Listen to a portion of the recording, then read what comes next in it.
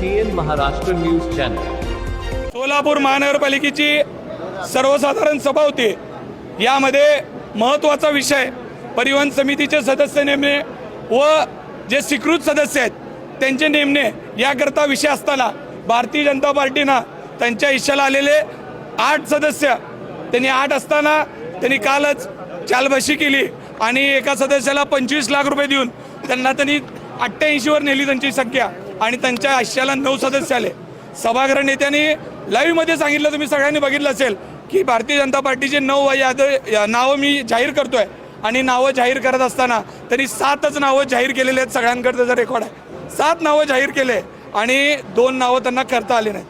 त्या एका भारतीय जनता पार्टीच्या कार्यकर्त्याचा मला मेसेज आला, मी तुम्हाला तो दाखवू शकतो की माझं नाव जर ह्याच्यामध्ये आलं नाही आणि 8 नावं वाचलेत, 9वं नाव माझं होतं, ते नाव कट झालंय आणि म्हणून मी अर्ध्या तासाच्या आत आत्महत्या करणार असं म्हटल्यानंतर त्यांना तो मेसेज गेला.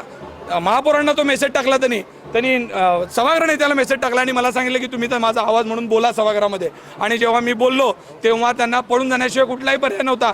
आता तुम्ही बघितलं असेल हे सगळं रात्रभर तिथं बालाई सरोवरमध्ये बसून काय काय गोष्टी घडायला लागलेत आणि इथं पालकमंत्री महोदय सांगतात की मी एक हाती सत्ता आणली आहे. एक हाती सत्ता आणली तरी सभागृह 1 तास चालू शकत नाही. पहिल्या विषयात तुम्हाला सभागृह चालवता आलेलं नाही आहे. कशाला बाकीच्या मोठ्या मोठ्या गोष्टी बोलता? जे काय घडा लागलंय त्याच्या सगळे सोलापूरकर साक्षीदार आहेत. आज सोलापुरामध्ये महत्त्वाचे विषय आहेत. पाण्याच्या प्रश्नावर बोलायचं होतं, रमजानसारखा मोठा सण सुरू झालेला आहे त्या विषयामध्ये आम्हाला बोलायचं होतं, पण यांना कुठेही त्यांना सभा चालवता आलेली नाही. त्यांनी सभा ताक करून पळून गेलेले आहेत. याचा मी आज त्यांचा जाहीर निषेध करतो.